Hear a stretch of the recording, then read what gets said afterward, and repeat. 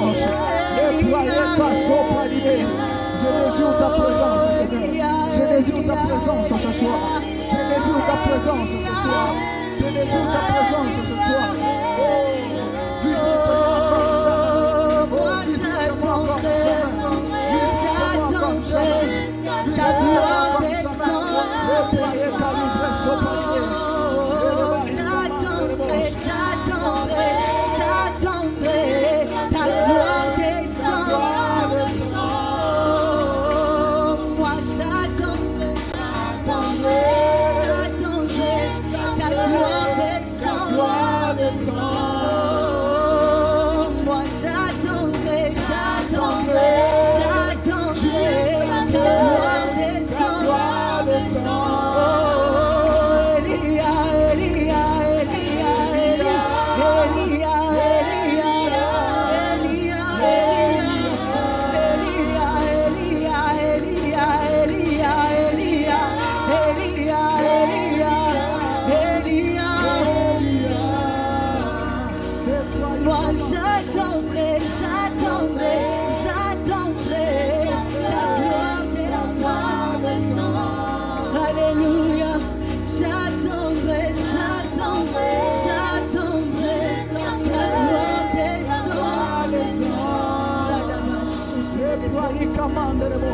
Je désire ta présence comme jamais, Seigneur. Je désire ta présence comme jamais. Je désire ta présence comme jamais. Les prières commandent les moches. Les prières calébra les moches. Les prières de Baïka sont palidées. Je désire ta présence comme jamais. Oh, je m'approche à ton trône de grâce. Je m'approche à ton trône de grâce. Afin que je sois bénéficiaire. De la même manière que la femme de perte et de sang a été guérie à cause de sa sensibilité. Aujourd'hui, là où tu es, manifeste sa sensibilité, manifeste ta sensibilité, afin que tu puisses bénéficier, afin que tu puisses bénéficier de la grâce de Dieu, de la grâce de la prière commande de bouche, la prière calibre son palidé, la prière commande de bail, la prière commande de bouche. Là où tu es désire la présence de Dieu. Là où tu es désire la présence de Dieu. Là où tu es désire le règne de Dieu. Là où tu es désire le règne de Dieu. Désire le règne de Dieu comme jamais. Désire le règne de Dieu comme jamais. La prière commande de bouche. La Bible dit il est l'omnipotent. La Bible dit il est l'omniprésent. Il est là parmi nous. Il est là parmi nous. La Bible dit il est l'omnipotent. Il a la connaissance de ce que tu désires. Il sait réellement. La prière commande de bouche.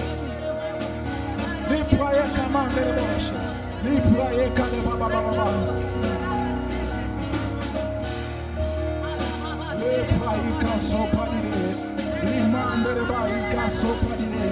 La prière sont pas d'idée.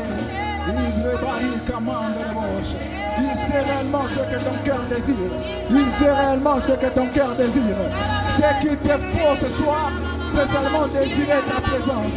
Ce qui te faut ce soir, les prières commandent de bouche. Ce qui te faut ce soir, c'est de désirer sa présence. Ce qui te faut ce soir, c'est de désirer sa présence.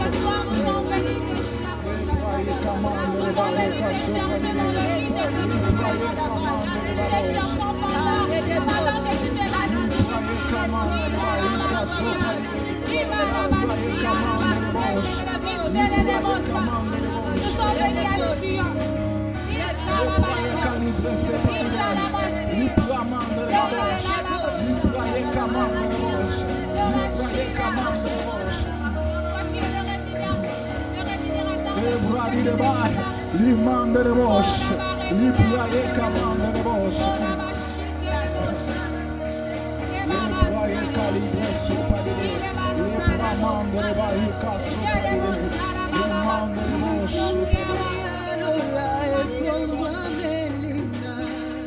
Les Baïka les dressent sont pas de les prières commandent de bouche. Les prières calibrées sont pas de.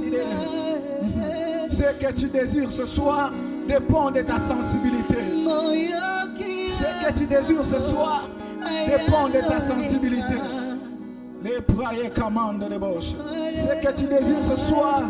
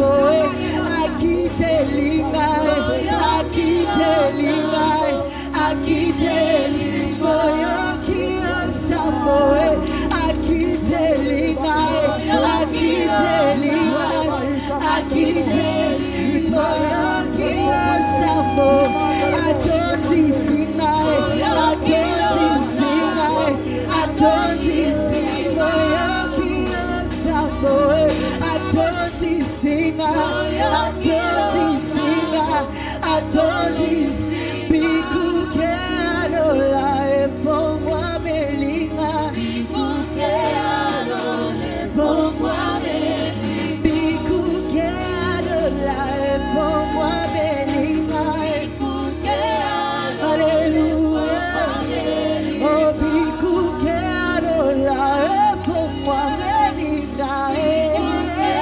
Adola Efongwa Melinga, Moyokia Samoe, Ayanulinga, Ayanulinga, Ayanulinga, Bikuke Adola Efongwa Melinga, Bikuke Adola Efongwa Melinga, Moyokia Samoe, Ayanulinga, Ayanulinga, Ayanulinga. Comme un père, tu réponds à tes enfants.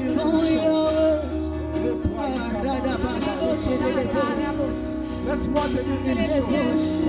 La Bible dit ceci. Si Dieu est pour toi, qui sera contre toi? La Bible dit ceci. Je répète. Si Dieu est pour toi, qui sera contre toi? Même la mer est capable d'agir à ta faveur. Même le soleil est capable d'apparaître ce matin pour toi. Même la lune peut éclairer à ta faveur. Cela dépend seulement de ton cœur. Seulement de ton cœur. Cela dépend seulement de ton cœur. Ce que j'aimerais te demander ce soir, c'est de disposer seulement ton cœur. C'est seulement de disposer ton cœur. C'est seulement de disposer ton cœur. Parce que si Dieu est pour nous, qui sera contre nous? Si Dieu est pour nous, qui sera contre nous? Même la terre peut agir à ta faveur. La praille commande de bouche. Même le soleil peut agir à ta faveur. Oh, la praille commande de bouche. Ce que je te demande ce soir, c'est seulement de disposer ton cœur. C'est seulement de disposer ton cœur. C'est seulement de disposer ton cœur. Peut-être que les mots que tu diras proviendront des dictionnaires qui est limité. Peut-être les mots que tu diras à Dieu, peut-être ne pourra pas définir réellement ce qu'il est pour toi. La prière commande de bouche. Parce qu'il est infini. Parce qu'il est infini. Et oh, la prière commande de bouche. Il n'est pas à la limite de ta connaissance. Il n'est pas à la limite de ce que je suis en train de dire. Même les mots que je suis en train de dire ne peuvent pas définir le Dieu que nous sommes en train de prier. Si Dieu est pour toi, qui sera contre toi? Si Dieu est pour toi, qui sera contre toi? J'aimerais que tu pries. J'aimerais que tu disposes de ton cœur. Les prières commandent de bouche. Les prières commandent de bouche. Les prières commandent de bouche. Ce soir, j'aimerais prier avec un cœur disposé. Ce soir, j'aimerais prier avec une personne qui est capable de voir ce Dieu-là qui est en train d'agir dans sa vie. Ce soir, j'aimerais prier avec une personne qui n'est pas venue voir les gens qui sont en train de prier.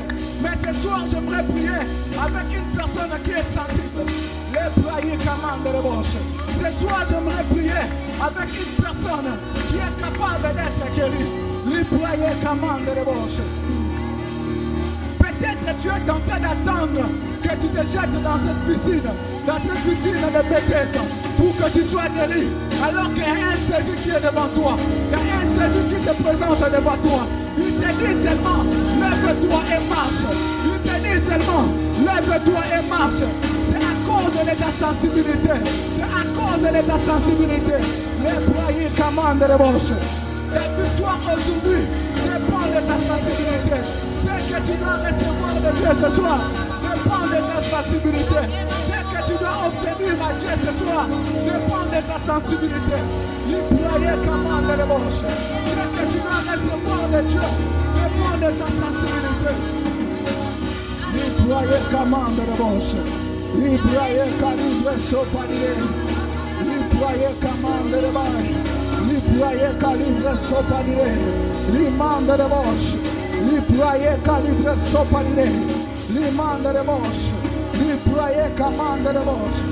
Ce soir, j'aimerais prier avec un cœur disposé. J'aimerais prier avec une personne sensible. Libraye commande de boche. Libraye de bail de boche de bail. Libraye mande de boche panile. La prière commande de boche. Libraye commande de bail cassé panile. Ce soir, j'aimerais prier avec un cœur disposé. Ta victoire ce soir dépend de ta sensibilité. Le prière commande de boche.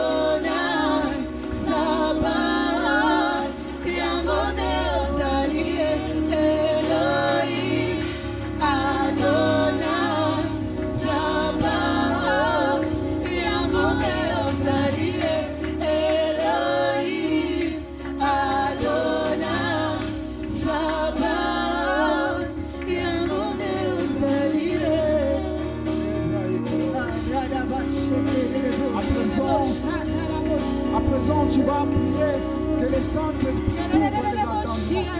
Que le Saint-Esprit te donne l'intelligence et la sagesse. Que le Saint-Esprit te donne l'intelligence et la sagesse afin que tu sois à mesure de pouvoir comprendre ce que Dieu a apporté pour t'enseigner ce soir. J'aimerais que tu pries que le Saint-Esprit te donne l'intelligence et la sagesse de comprendre ce qu'il a apporté pour toi ce soir.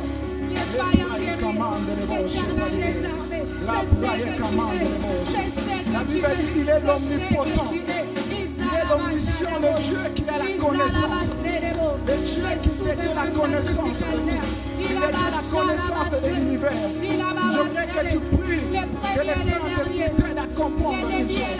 Que le Saint-Esprit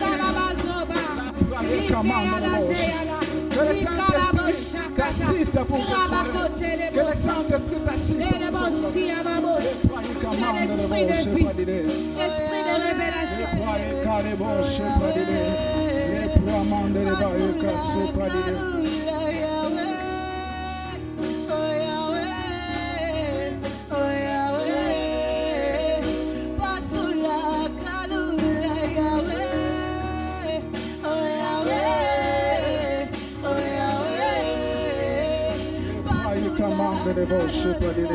Père éternel, nous te prions.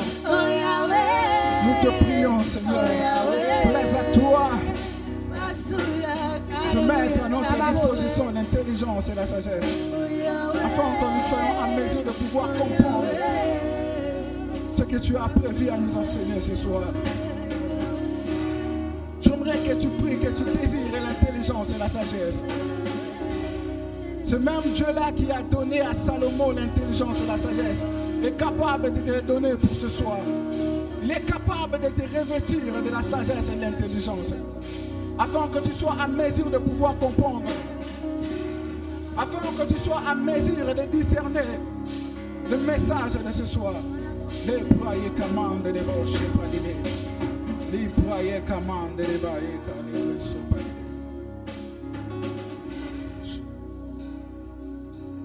À présent, tu vas prier. Tu vas laisser cette deuxième partie que nous attendons entre les mains du Seigneur. Nous allons prier aussi pour l'instrument que Dieu va utiliser,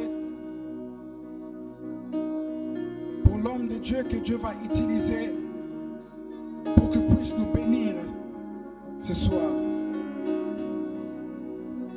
Recommandons ce moment entre les mains du Seigneur. Les prières commandent les bouches, la prière commande les bouches, l'imam de les bails, la prière calibre, les prières commandent les bouches. Père éternel, assiste-nous. Seigneur, nous avons besoin de toi, Seigneur, pour ce moment. Seigneur, sois là avec nous. Sois là avec nous, Seigneur. Je prie aussi pour la personne que tu as choisie ce soir pour nous bénir. Seigneur, laisse que tu puisses l'utiliser puissamment. Car ta parole déclare, vous connaîtrez la vérité vous affranchira. La vérité qui est la connaissance qui nous libère. Les jours de l'ennemi, Seigneur. Père éternel, nous te prions pour ce moment. Nous te prions pour ce moment, Seigneur. Nous te prions pour ce moment. Les prières calébouches, les prières calébouches, les prières calébouches, la prière commande des bouches, la prière calibre mande des bails, l'imam des bails calébouches, la prière calibre mande des bouches. La prière calibre sopalé, amande de baille calibre sopalé la amande de roche la prière sopalé. C'est ainsi que nous prions. Amen. Nous allons nous lever. Nous allons nous lever.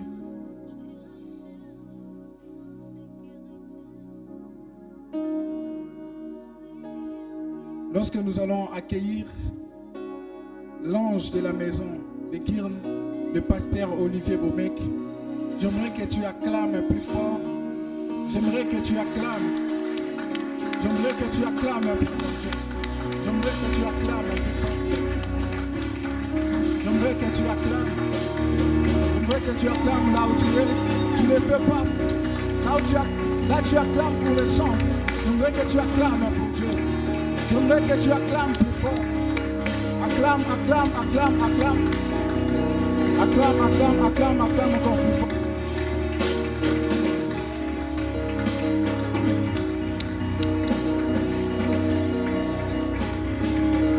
Est-ce qu'on peut célébrer Dieu?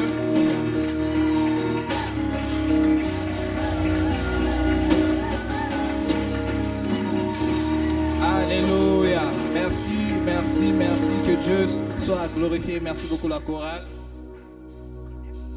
Merci beaucoup. Est-ce qu'on peut les célébrer?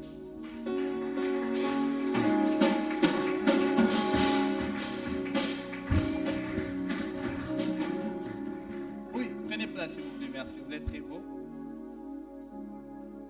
J'en profite pour souhaiter un joyeux anniversaire à Ken.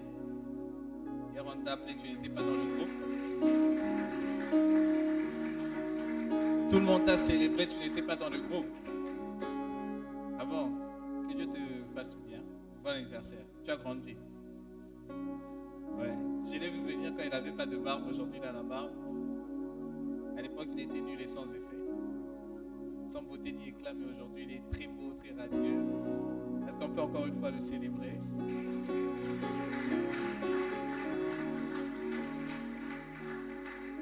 Parfois, les sœurs, parfois vous cherchez loin, loin. Il y a un bogard ici dans la maison. Amen. Oh, est-ce qu'il y a des bogards dans la maison? Est-ce qu'il y a des bogards dans la maison? Oh, les garçons doutent d'eux-mêmes. Hein? Est-ce qu'il y a des belles filles dans la maison? Est-ce qu'il y a... Oui, ça ce sont les filles. Est-ce qu'il y a des belles femmes dans la maison? Ah, les femmes. Zéro. Ok. En fait, c'est la réalité. Parfois, nous voulons chercher très loin. Amen. Oui. La Bible dit que la gloire de Dieu, c'est de cacher quoi? De cacher les choses. Et la meilleure façon de cacher une chose, c'est de mettre ça aux yeux de tout le monde. Alléluia. Ah, la perle que tu cherches dans tes rêves, elle est ici. Ouais. Oui. L'homme responsable que vous cherchez, il est ici. N'est-ce pas, Ken? N'est-ce pas, Jonathan? Les beaux gars. Ouais. On va dire que le pasteur vous commence à brancher les gens ici. Il faut brancher. Ça fait du bien. Amen. Ça fait du bien de voir deux personnes, surtout deux personnes qui sont dans la même église, hein, s'engager et se marier comme l'apôtre Hervé, comme le pasteur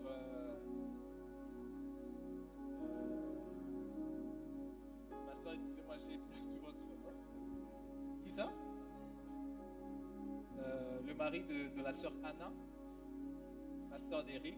Désolé, pasteur d'Éric. Beaucoup de choses dans la tête, pasteur d'Éric. Comme moi bientôt, si tu le veux. N'est-ce pas? Ah, on n'est pas allé la chercher là. On consomme à domicile. Amen. Jenny aime. Hein? Tu aimes quand je parle de ces choses, hein? Hein? J'ai déjà remarqué, tu aimes beaucoup quand je parle de l'amour, quand je parle des romances, des relations. Vous devez du bien? Oui. Oui, il faut en parler. Oui. Vous savez, moi, à l'université, au pays, disons, on m'appelait Dr. Hitch. Plus j'étais en médecine, Dr. Hitch, bien Dr. Love. Côté amour, waouh. J'ai commencé, mais moi-même, j'étais taureau. Amen. Alors, aujourd'hui, c'est un jour très spécial. Je pense qu'on va garder ce format-ci. N'est-ce pas, maman Sephora? Oui. Oh, Mélissa, ça vous rappelle ma fin de worship, ça? Je pense qu'on va garder ce format-ci. Chaque vendredi, on va commencer à se retrouver. On va commencer à... Il y aura un moment d'adoration et un moment d'enseignement. Amen. Alors, depuis un temps, depuis plus de 2 mois, nous parlons des astres. Amen. Nous parlons des astres brillants. Nous parlons des anges. Nous avons dit que nous avons commencé par le 3e ciel. Nous sommes descendus au 2e ciel. Le premier ciel, disons le 3e ciel, c'était le ciel de qui? Le ciel des dieux. Nous avons vu ça, n'est-ce pas? N'est-ce pas, Chardin? Tu étais là, non? Oui, on a parlé du ciel des dieux. On a vu tout ce qu'il y avait dans le ciel. Disons, tout ce que la Bible nous dit par rapport à ce ciel-là. Nous avons vu qu'au ciel, il n'y a pas que les anges. Amen. Au ciel, il n'y a pas que des anges. il y a d'autres créatures aussi qui ne sont pas des anges, comme les 24 êtres vivants. Disons les 24 vieillards, que dis-je? Les 24 vieillards ne sont pas des anges. Amen. Oui, ne sont pas des anges. On les confond presque à des hommes parce que c'est en ligne. Ok. On les confond presque à... J'entends du bruit, je ne sais pas ça vient d'où. Non, j'entends des gens parler. C'est pas là-bas. S'il vous plaît. Alors, oui, désolé. Alors, j'avais parlé, j'ai dit voilà qu'au ciel, il n'y avait pas que des anges. Amen. Il y a un être qu'on appelle Dieu. Dieu est au ciel. Il y a des êtres qu'on appelle les 24 êtres vivants. Disons les 24 vieillards. Qu'est-ce que j'ai avec les êtres vivants aujourd'hui? Les 24 vieillards. J'avais dit qu'on les confondait presque avec des hommes parce que aucun ange n'a le pouvoir, n'a l'autorité royale. L'autorité royale a été réservée aux hommes et à Dieu. Ok? Mais aucun ange n'a le pouvoir de juger. Le pouvoir de l'exousia a été donné aux hommes et à Dieu. Voilà pourquoi dans le Nouveau Testament, on dit, ne savez-vous pas que vous jugerez même les anges? Ouais, un peu. Et puis on avait dit aussi, les courants n'ont jamais été donnés, n'ont jamais été faits pour les hommes, pour les anges. Les courants, c'est fait pour les hommes et pour Dieu. Seuls ces deux êtres, Dieu et l'humanité, dans la Bible, où on a vu qu'ils portaient des couronnes. Amen. Même le diable n'avait pas de couronne. Lui, il avait des pierres. Amen. Semblables aux pierres qui étaient sur les pectoraux des sacrificateurs. Chez les sacrificateurs, il y en avait 12. Chez le diable, il en manquait 3. Amen. Et donc, à l'enseignement, j'avais expliqué le pourquoi et la signification des 3 qui manquaient là-bas. Amen. J'avais aussi dit que, à part les anges, il y a aussi des êtres qu'on appelle les 4 êtres vivants. Il n'y en a que 4 dans toute la création. Amen. Personne ne les ressemble et ils ressemblent à personne. Ce ne sont pas des hommes, ils n'ont pas des formes humaines. J'avais même dit ça, j'avais même dit que même Dieu n'a pas une forme humaine. Amen. Oui, Dieu n'a pas une forme humaine. Dieu n'a pas des yeux comme nous, n'a pas d'oreilles, n'a pas une bouche, n'a pas un nez comme nous. Amen. Oui, chaque fois qu'on parle de Dieu dans la Bible, on le rapproche. J'entends toujours du bruit. Est-ce qu'on peut leur dire de... Alors j'avais dit que Dieu n'a pas une forme humaine. Hein? Chaque fois qu'on parle de Dieu, par exemple le bras droit de Dieu, les pieds de Dieu, le dos de Dieu, la face de Dieu, il avait comme une main d'homme, comme une face d'homme. Dieu n'a pas une face d'homme, mais la Bible utilise ce qu'on appelle l'anthropomorphisme, c'est-à-dire donner une forme humaine ou bien une forme humaine à Dieu afin que le lecteur puisse comprendre, ou bien que la personne qui reçoit la vision puisse comprendre par rapport à son intelligence, à son niveau de révélation. Mais beaucoup de gens, par exemple, ont rencontré Jésus et Jésus était noir. Oui. Beaucoup de gens ont fait l'expérience, ils ont vu un Christ, un Jésus noir. Voyez un peu? Oui, ils étaient noirs. Il est noir crépus. Mais d'autres ont fait des rencontres, ils ont dit qu'il ressemblait à un blanc.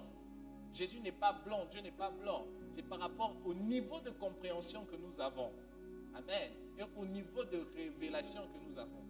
Même certains anges choisissent de prendre certaines formes pour nous faire comprendre. Par exemple, si dans ta tête, l'image d'un ange c'est un blanc, il apparaîtra comme ça. Amen. Oui, il apparaîtra comme ça. Si dans ta tête, Dieu a la peau blanche, dans tout ce que tu auras comme expérience, Dieu se manifestera comme ça parce que Dieu te donne au niveau de ta connaissance, ou bien il te montre au niveau de ta compréhension. J'avais dit même que ça c'est, je paraphrase, j'avais même dit que par exemple, d'autres exemples de l'anthropomorphisme ou bien de cette méthode d'écriture, c'est dans Apocalypse. Apocalypse, par exemple, utilise beaucoup d'images. Il y a un endroit où Jean dit que l'Antéchrist aura le pouvoir de manipuler les tableaux, les images sur le tableau. C'est très possible que Jean avait vu la télé tout simplement. C'est très possible qu'il avait tout simplement vu quoi? La télé. Mais à cause du niveau de sa connaissance, on ne pouvait que le montrer quelque chose que lui pouvait appréhender et comprendre. Voilà pourquoi quand vous lisez plusieurs fois dans la Bible, on dit qu'il avait comme une face d'homme. Il ressemblait à un fils d'homme. Ce n'était pas un fils d'homme, mais la chose qui ressemblait le plus, c'était comme un homme. Amen. En dessous de ses ailes, il y avait comme une main d'homme. Ce n'était pas une main à 5 doigts comme l'homme, mais c'est la chose la plus proche pour nous faire comprendre, nous qui faisons quoi? Nous qui lisons. Amen.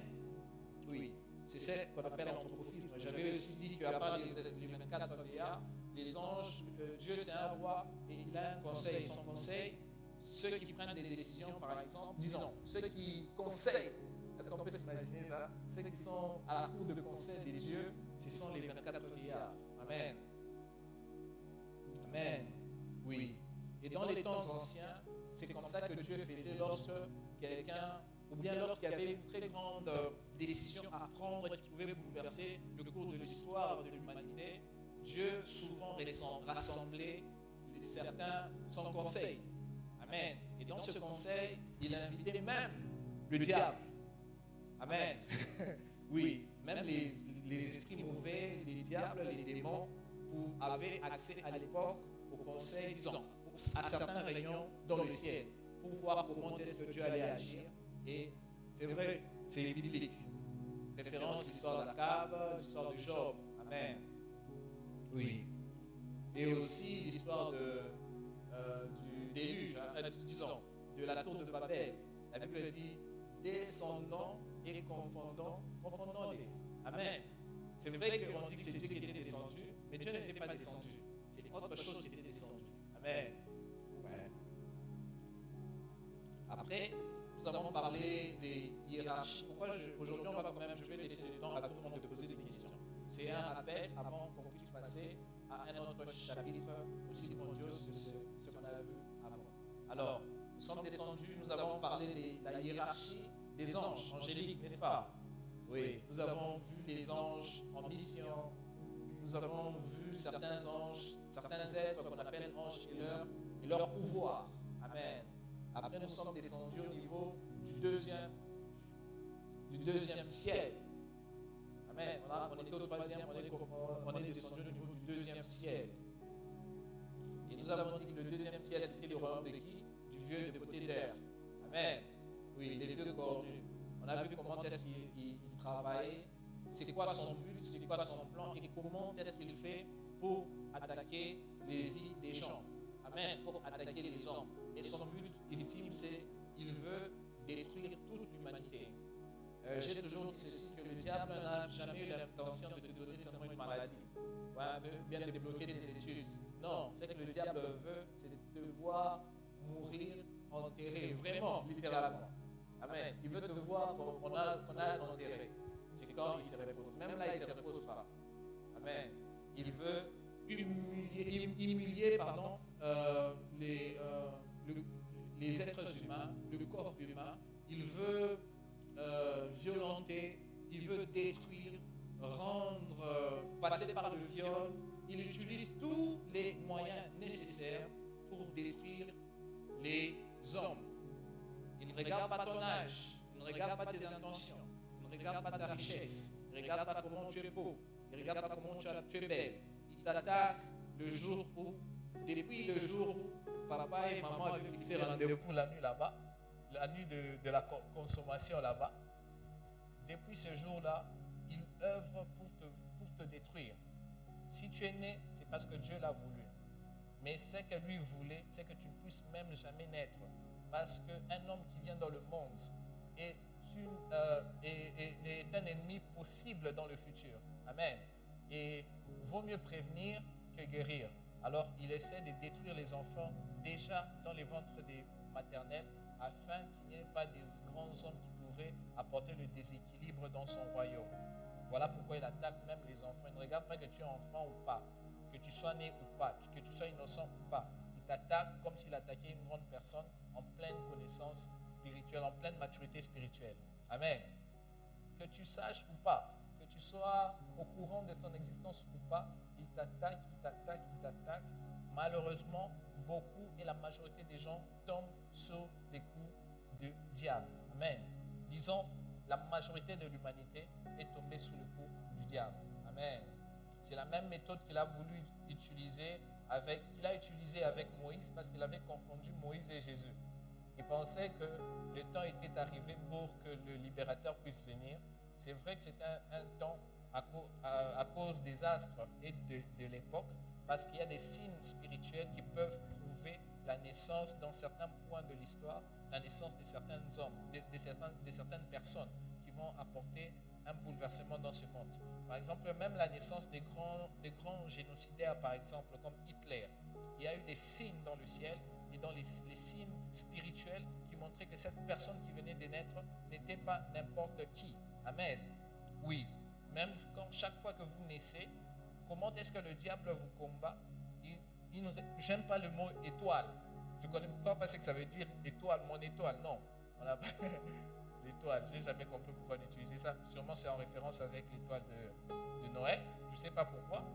Mais à chaque grand... Ouais, de Jésus, oui. C'est ça, de Noël, je pense. Ouais. Donc c'est ça. Je ne sais pas pourquoi on utilise le mot étoile, mais il regarde la destinée. Il ne connaît pas exactement qui tu peux être, mais il peut deviner par rapport aux signes spirituels, au mouvement, au changement des fréquences. Je n'ai pas envie de dire ça. Roxane, pourquoi tu veux me faire tu veux que je dise ça? Hein? Ok. Alors, il y a certains signes dans le monde spirituel qui prouvent, même lorsque tu nais dans ta famille, il y a certains mouvements qui accompagnent ta naissance dans ta famille. Amen. Il y a certains enfants, remarquez, il y a certains enfants, sa naissance apporte, c'est seulement après sa naissance ou pendant la grossesse que c'est comme si la bénédiction est entrée. On commence, papa reçoit des promotions, maman reçoit des promotions, il y a des choses, des ouvertures. Ces signes-là, spirituels, peuvent être des signes qui enseignent au diable, qui lui disent, attention, sûrement, l'enfant qui est en train de naître est un grand. Amen. L'enfant qui est en train de naître est un grand. Amen. Par exemple, le jour de la naissance de ma soeur, par exemple, ma soeur cadette, c'est la cadette de chez moi, Ruth, le jour où elle est née, il y a eu comme un, disons, déjà quand on a appris qu'elle est née, il y a eu comme un bouleversement dans la famille. Amen. Il y a comme un bouleversement dans la famille où tout le monde a commencé à avoir des promotions, en commençant par les parents eux-mêmes. Amen. Des ouvertures comme ça. Le même jour, on appelle, non, tu as réussi. Ah, si. Au point où on allait lui donner le nom de Chancel. J'ai dit non, come on, pas Chancel. Appelons-la Ruth. C'est moi qui l'avais donné le nom de Ruth. Amen. Donc, c'est comme ça qu'il arrive à deviner qui est-ce que tu peux être et comment te combattre. Amen. Alors, j'avais aussi parlé des démons qu'on confond souvent avec les anges déchus. Je ne voulais pas mettre la différence parce qu'on était en ligne. Maintenant, comme on n'est pas en ligne, je pourrais parler librement. Amen. J'avais dit que les anges déchus, tous les démons, tout ange déchu est nécessairement un démon. Mais tout démon n'est pas nécessairement un ange déchu.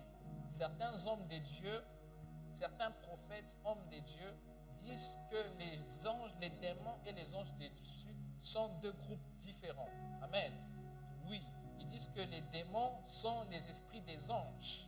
Les esprits des anges qui sont les esprits des anges, disons les esprits de Néphilim, les géants, les enfants qui naissaient entre le mariage d'un homme et d'une femme. Disons, d'un ange et d'une femme, ces produits-là, c'était des géants. Et lorsque, après le déluge, leur place, ils n'ont pas trouvé de place où aller. Amen. Ils n'ont pas trouvé de place où aller, ni au ciel parce que ce n'étaient pas des hommes, ni en enfer parce que ce n'étaient pas non plus des hommes. Amen. C'était un mélange mixte de deux substances différemment, deux substances différentes. Amen. Des esprits et des hommes charnels qui se sont mélangés et ont produit des hommes, des géants. Disons, ce n'étaient pas des hommes, c'était des géants. Amen. Et lorsque Dieu a tué tous les géants, ces esprits-là, leur esprit est resté sur terre. C'est ce qu'on appelle les esprits impurs. Amen. C'est ce qu'on appelle les esprits impurs. Mais comme je suis enseignant, la Bible ne dit rien dessus. Ni qui sont les démons, ni qui sont... Est-ce que si les démons, la Bible ne dit pas que les démons sont des anges déchus, et la Bible ne dit pas non plus que les anges déchus sont nécessairement et seulement des démons. Amen. Où est-ce que les hommes de Dieu ont trouvé ça? Ils ont trouvé ça dans les livres d'Enoch. Dans les livres d'Enoch, je vais vous lire ça. Désolé, Église, mais je veux vous montrer où est-ce que les hommes de Dieu ont trouvé, la majorité ont trouvé ça. Et ça s'est répandu comme ça. Donnez-moi juste quelques minutes.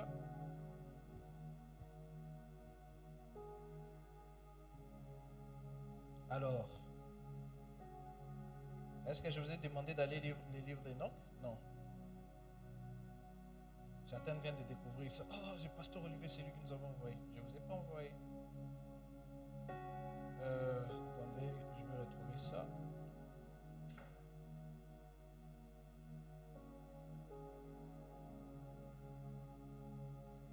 Ok. Dans le livre d'Enoch,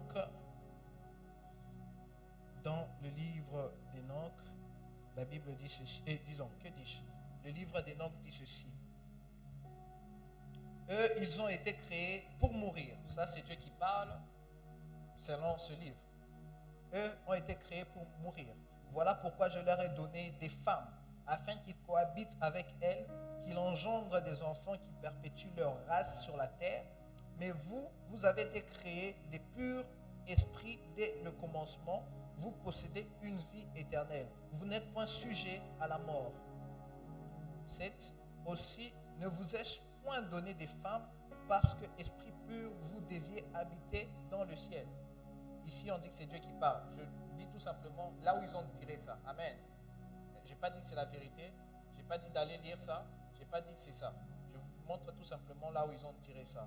Et maintenant, les géants, les Néphilim, qui sont les prix du commerce de l'esprit et de la chair, seront appelés sur terre des mauvais esprits et leur demeure sera sur la terre. Amen. C'est d'où est-ce qu'ils ont tiré disons, c'est où est-ce qu'ils ont pris cette révélation, si je peux dire. Amen. Oui, pour dire, voilà, les géants, les esprits des géants sont ceux qu'on appelle aujourd'hui les démons ou les esprits impurs. Amen.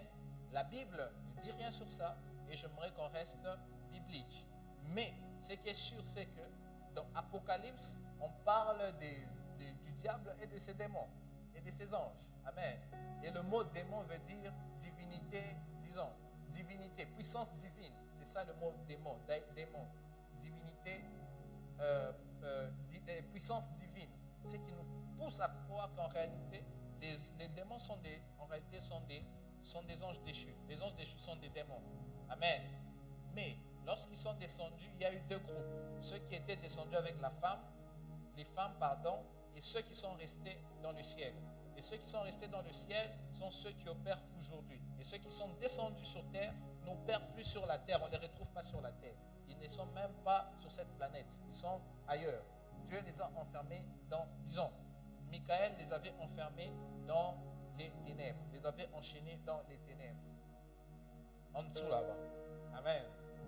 Un peu, c'est une région un peu plus bas que le Tartare. Ou bien, vous voyez là où Jésus était parti? Ça c'est un autre débat. Là où Jésus était parti, c'est ce qu'on appelle le Tartare ou bien Hadès. C'est le monde souterrain. C'est là où Jésus-Christ était parti. C'était ici.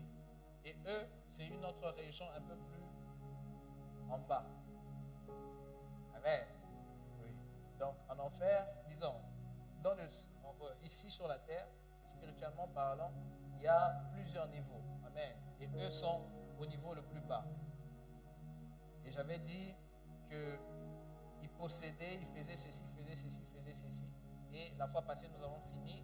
On a enseigné, j'avais parlé sur... j'ai parlé sur quoi? Oui, avant ça, j'avais parlé sur les démonismes et les pratiques occultes que nous faisons sans jamais savoir que ces pratiques nous mettaient en quoi? En contact direct avec les démons. Je vais donner des exemples.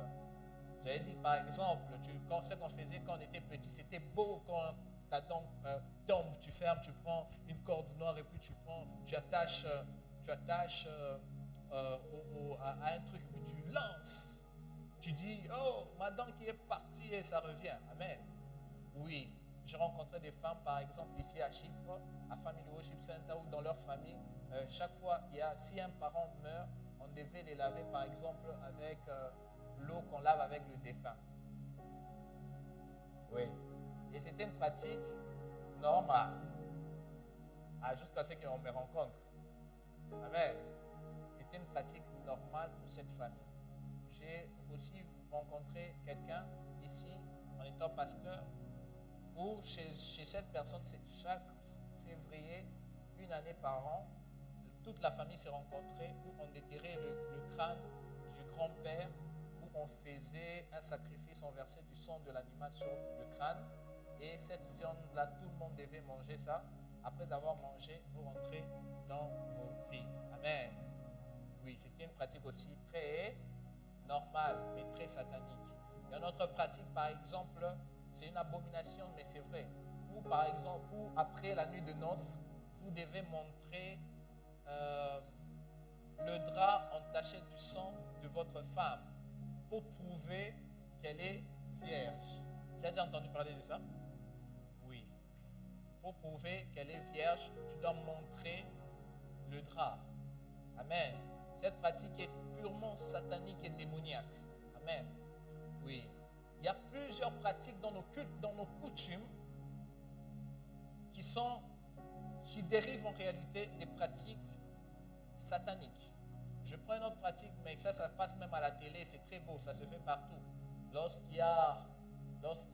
construit quelque chose. Par exemple, il y a une maison, on a l'habitude de prendre la bière. On renverse. Vous n'avez jamais posé la question pourquoi? Il y a inauguration, le président ou bien quelqu'un qui vient, ou bien un parent, il renverse la bière. Ça a l'air innocent, mais c'est pourtant très, très dangereux. Amen. Quelqu'un peut me dire, mais pourquoi pasteur ça? Oui, c'est très, très dangereux. J'avais expliqué ça la fois passée. Va revoir l'étude biblique la fois passée. J'avais dit aussi, quelle autre pratique, quelqu'un peut me rappeler? Par exemple, dans ma famille, vu qu'on est d'une famille royale, chaque héritier de Kituka, parce que moi je suis de la famille de Kituka, Mariam Bint Kituka, c'était une princesse et c'était ma grand-mère. Et si tu as le sang royal, il fallait que tu ailles au village.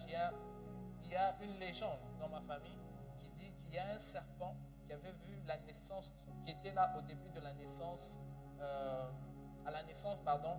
de notre village. Et ces serpents-là pouvaient sentir le sang des Kituka dans tes sangs, dans tes veines. Et si tu es un imposteur, ou bien si tu t'es trompé, c'est un gros boa, et si tu t'es trompé, il te tue.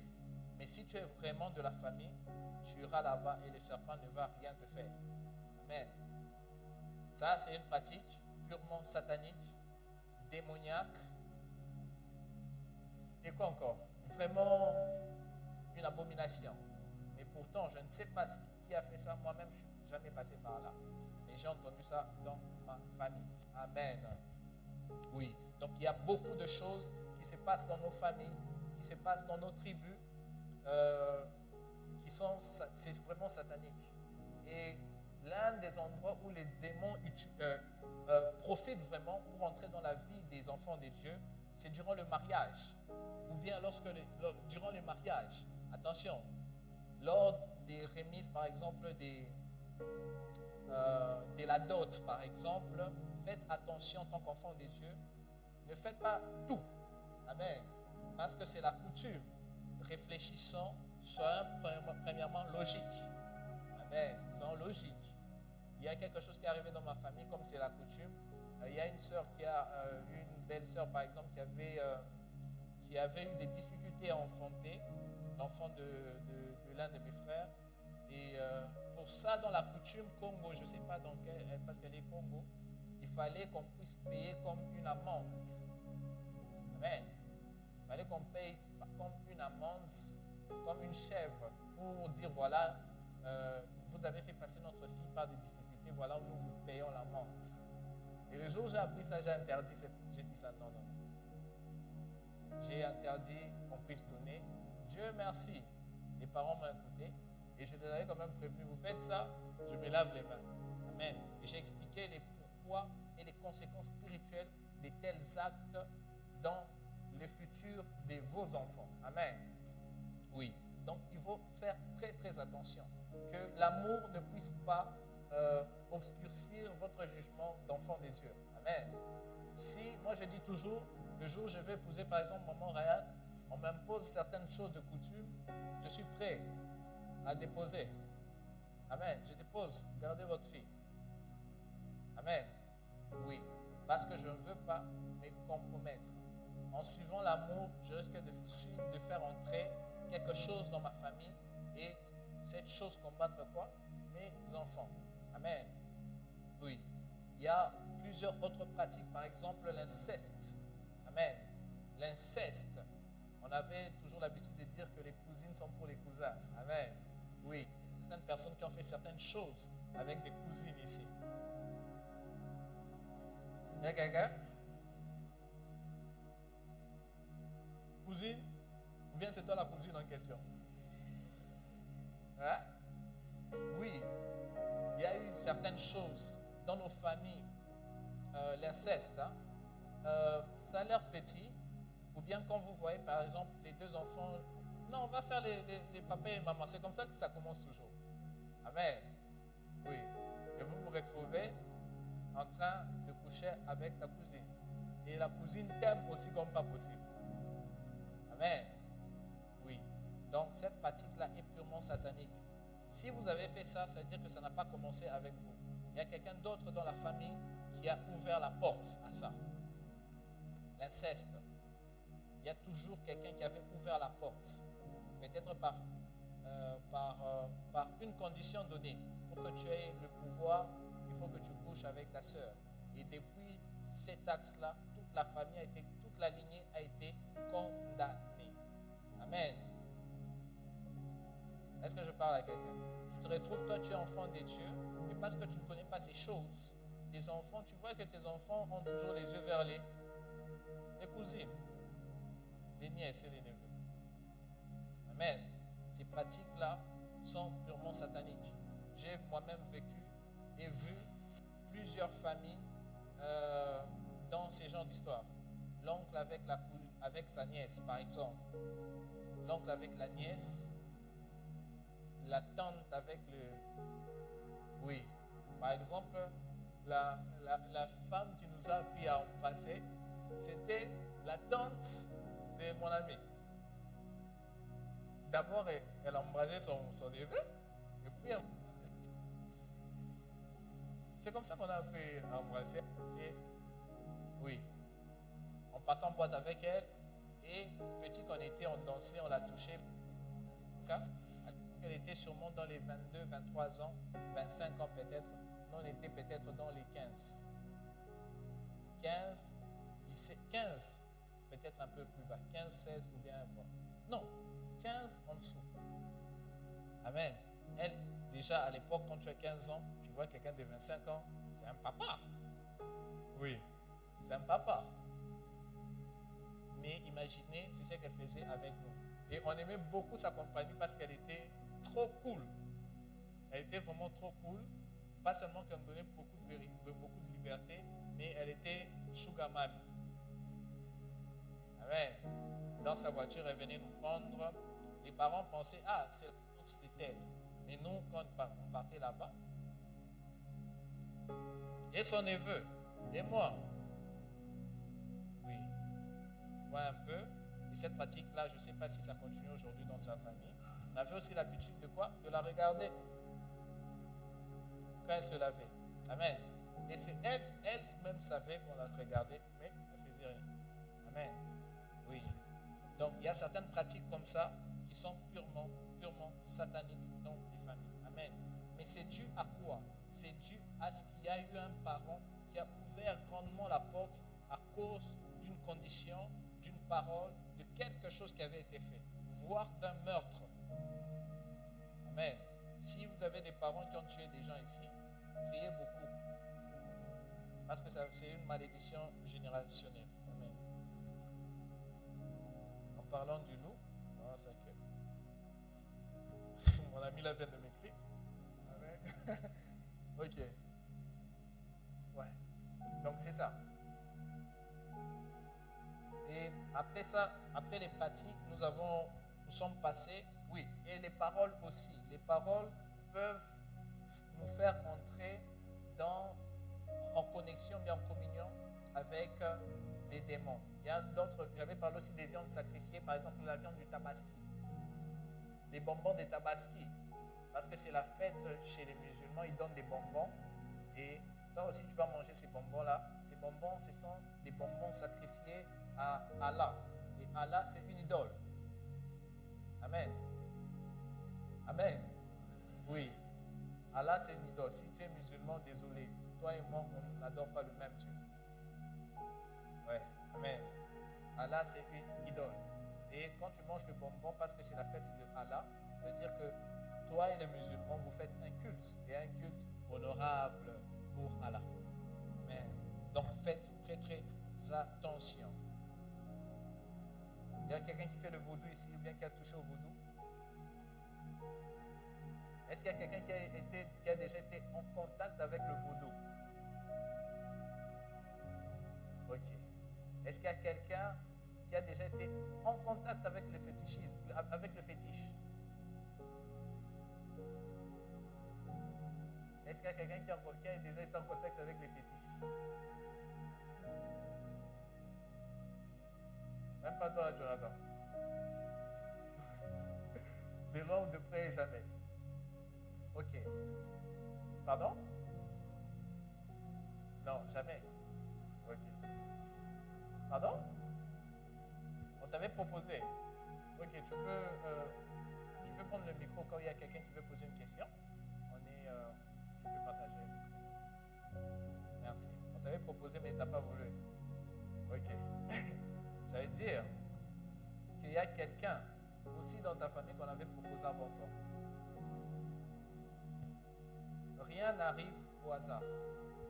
C'est-à-dire que si on t'a déjà proposé quelque chose, sûrement parce que soit il veut que tu sois le premier, ou soit il y a quelqu'un déjà qui a déjà fait ça et qui a le même sang peut-être que toi. Donc c'est toujours les deux cas. Amen. Oui. Donc il faut bien se checker. Quand par exemple vous touchez, vous allez, ce qui est bête encore, les gens qui allaient prendre les fétiches pour la force. Donc toi, tu dois vendre ton âme au diable pour taper les gens. Ken. Amen. Il y a aussi les incisions. Parce que tu es malade, tu as une maladie, on t'a fait des incisions. Amen. On t'a fait des incisions. Ce sont des portes qui ouvrent, ce sont des liens avec les démons. Amen. Des incisions. On t'a lavé avec l'os d'un animal. Quand tu étais bébé, tu as besoin de délivrance. Amen. Cette pratique, à cause de cette pratique, tu es totalement entre les mains du diable. S'il n'y a pas de délivrance. Je peux parler aussi. Il y a aussi les tatouages. Je n'avais pas parlé de ça la fois passée. Les tatouages. Amen. Les tatouages. Amen. Oui, la Bible interdit les tatouages. Ne vous faites pas des dessins. Oui, et des incisions. Les tatouages sont des portes ouvertes pour les démons. Amen. Ce qui est bizarre, c'est que les enfants des dieux veulent des tatouages. Chaque tatouage qu'un monsieur met a une signification. Les stars ne mettent pas les tatouages pour abîmer leur visage, leur corps pour rien. Non, c'est pas pour rien qu'ils mettent. Il y a quelque chose derrière cela. Et les tatouages n'ont même pas commencé aujourd'hui. Ça date de longtemps. Amen. Ça date de l'époque des ancêtres. Mais qui a appris aux hommes à se tatouer? C'est ça la question. En tout cas, pas Dieu. Hein? Donc, si ce n'est pas Dieu, c'est autre chose. Amen. Il y a une raison pourquoi les stars veulent rendre leur tatouage. En plus, ce n'est même pas beau. Amen. C'est très moche. Dernièrement, il y a avant-hier, il y a une femme qui m'appelle du pays. Non, j'aimerais mettre un tatouage au cou. J'ai dit, maman, tu es très belle. Tu es une jolie fille, une jolie famille. Pourquoi tu veux inviter le diable dans ta maison, seulement? Pourquoi tu veux mettre ça? Oh, je vais mettre seulement là. Non. Pourquoi tu veux mettre un tatouage qui va pas seulement détruire ta vie, mais détruire peut-être la vie de tes enfants? Amen. Alléluia.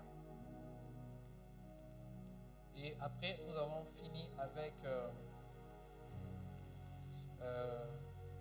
les esprits territoriaux dont on a parlé la fois passée.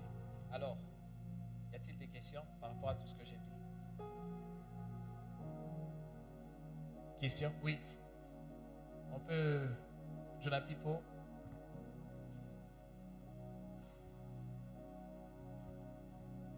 Merci beaucoup pour la parole. J'aimerais poser la question en donnant un exemple ou en racontant une petite histoire. Il y a dans mon quartier là où je vivais avant, il y avait un ami, bon, il était un peu plus âgé, mais on jouait quand même avec lui. Il restait chez son oncle. Et chez son oncle là-bas, d'après ce qu'on nous avait raconté, on a dit que non. Il était là-bas quand il était bébé, il était avec sa maman. Et après, sa maman avait disparu seulement comme ça. On ne l'a jamais retrouvé jusqu'aujourd'hui. Jusqu'à aujourd'hui. Oui. Après. Et peut-être en Angola. On l'a retourné chez son père. Il était en Bujimaï, je crois. Après un temps, son père aussi avait disparu. Oh. Oui. Après, il est rentré. On l'a retourné chez son oncle là-bas parce que là-bas, il n'y avait personne pour s'occuper de lui, tout ça. Et après son oncle aussi a disparu. Non.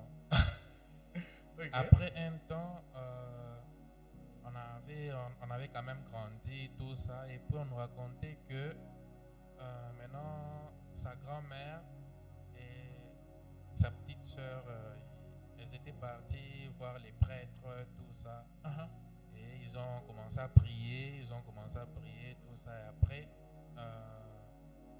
la maman de l'ami, elle avait apparu, tout ça. Maintenant, on les avait dit que si elle apparaît, vous allez faire comment? Vous allez jeter une poule blanche sur elle. Ça, c'est les prêtres qui disent. Oui, vous allez jeter une poule blanche sur elle et puis une couverture blanche.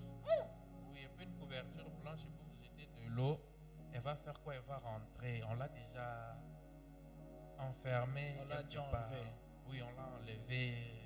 Oui, c'est Je connaissais quelqu'un comme ça, un monsieur qui avait été enlevé pendant quelques jours, 3 jours. Il avait disparu dans l'eau. Et puis il est revenu au niveau de Chopo. Et quand ils ont prié, elle avait apparu comme ça, mais sa grand-mère avait eu peur. Oh, fais ce qu'on t'avait dit directement, sinon elle va faire quoi? Elle va disparaître. Si elle disparaît, il faudrait encore recommencer. Ça sera trop difficile de refaire la même chose parce que là où elle est c'est comment, elle est si c'est où. Et comme elle avait eu peur, elle a commencé à disparaître petit à petit. C'est quand sa petite soeur qui est venue, qui avait le courage, le temps qu'elle puisse jeter tout ça, et ils ont récupéré seulement ses ongles, c'est tout. Oui. Et elle est partie, ils ont réessayé. Et maintenant, ma question est de savoir, c'est quel genre de pratique, tout ça, par rapport à ça. Je comprends la pratique des prêtres ou bien... Oui, la pratique des prêtres. Tout ce qui s'est passé là-bas. Parce que, comme vous avez dit, on dirait que je ne connais pas comment expliquer bien ce terme en français. Oui. Parce qu'en swahili, vous connaissez bien, on dit que non, on a gendou là, truc ça, genre. Ça veut dire qu'on l'a enlevé. Oui. Ça veut dire qu'on l'a enlevé.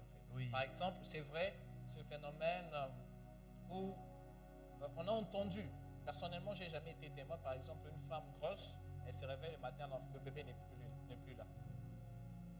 Vous avez déjà entendu parler de ces choses? Oui, ces choses existent. Oui, ces choses existent. Alors, déjà, il faut savoir, soit cette histoire elle est vraiment un dessin mais très fondé. Oui, parce que vous savez ce qui s'est dit au pays. Hein? Ce sont des histoires, on ne connaît pas. Et pour dire, c'est seulement une seule personne qui s'élève et dire, voilà, il y a ceci, un mensonge, totalement un mensonge. Mais si c'est vrai, les prêtres, la famille, tous des grands sorciers. Si cette histoire est réelle, les prêtres, la famille, tous des grands sorciers. Et ça, c'est ce qu'on appelle, ça c'est, est-ce que j'ai expliqué les différents types de magie ici? La magie blanche, la magie noire, c'était pas ici, hein? C'était chez Lawa. Ça, c'est pratiquement de la sorcellerie. Que ce soit du côté chez les prêtres, que ce soit du côté de la famille, c'est la sorcellerie. Oui, c'est vrai qu'il y a certaines personnes qui disparaissent comme ça, dû peut-être à certains rituels où on tue la personne et la personne. Mais c'est vrai que là, ça va. Mais je sais que dans d'autres cas, si c'est la vérité, c'est-à-dire que les deux familles sont dans une sorcellerie noire et très très profonde et cette personne a besoin de délivrance. Oui. Mais où sont-ils partis? Si c'est vrai, où sont-ils partis? Simple. Soit pour le moment ils sont décédés, tout simplement, ou soit ils sont en Angola. Oui. Et il faut comprendre ceci, c'est que le diable est très très malin. L'image qui est apparue, ce n'est peut-être même pas la maman. Mais c'était pour faire croire aux gens que elle vit encore quelque part. La mort n'est pas vraiment la fin. Après la mort, notre esprit continue à vagabonder. Ça veut dire que et les prêtres et la famille, pas seulement qui sont dans la sorcellerie, mais tous ont été mentis. On les a mentis tout simplement. Vous voyez un peu? Oui.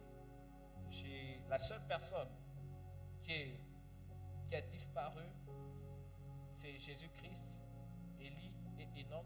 Ils n'ont même pas disparu, ils sont montés. Amen. Soit la maman est tout simplement décédée, soit c'est faux cette histoire. Mais si c'est vrai, ils sont décédés quelque part. Ils ne peuvent pas être vivants dans le monde spirituel sans ce corps-ci. Impossible. Amen. Oui.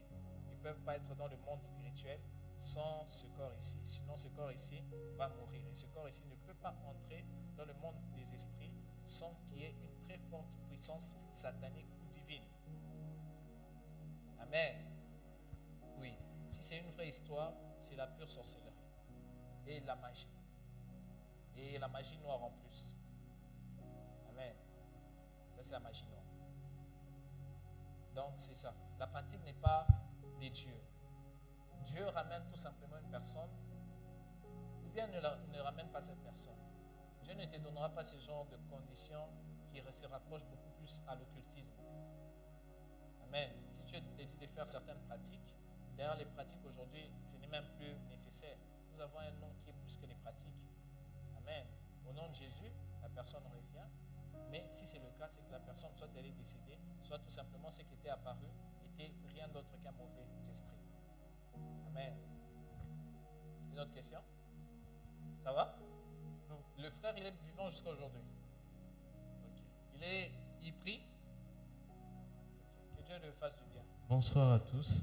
Amen. Bonsoir, président Jonathan. Ma question est la suivante. C'est quoi la question, papa? Oui, papa, j'aimerais savoir si la médecine traditionnelle ou le médicament traditionnel ouvre aussi les portes des mots. Ok. En ce qui concerne la médecine traditionnelle, je vais être très très au milieu, hein, et très très logique. La médecine traditionnelle, c'est la médecine tout simplement. C'est le savoir des plantes qu'on utilise, qui ne sont pas nécessairement connues des pharmacies que nous connaissons. Amen. Il y a certaines plantes que nos ancêtres connaissaient, ils utilisaient pour guérir les maladies, pour donner la vigueur, pour donner ceci. C'est très naturel parce que ça provient des plantes que Dieu lui-même a créées. Amen. Mais si cette médecine traditionnelle, et si dans cette médecine traditionnelle, on y ajoute du spirituel, c'est occulte. C'est satanique. Par exemple, pour te guérir, s'il faut te faire des incisions pour implanter certaines choses, c'est démoniaque. Si tu vas voir un médecin traditionnel et qu'il doit faire certaines choses, un peu de spiritisme, même si c'est 1%, c'est démoniaque. Mais la médecine traditionnelle en soi n'est pas mauvaise. Mais si la pratique est accompagnée du spirituel, c'est démoniaque. Amen.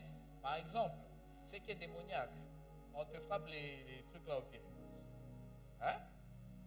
On te frappe les trucs là au pied, ça te trouve le pied. Amen. Oui. Par exemple, l'un des enfants qu'on a adopté chez moi, sa maman était décédée comme ça. Ouais, un peu. Il paraît qu'elle avait frappé et retour à l'expéditeur. On ne joue pas avec les enfants de Dieu. Amen. Alors, si pour guérir ça, il faut voir un médecin, un monsieur qui connaît la médecine traditionnelle et qui ajoute un peu de spiritisme, donc un sorcier ou bien un féticheur, c'est démoniaque. Mais ce qui est sûr, c'est que les médecins traditionnels africains touchent aussi à quelque chose.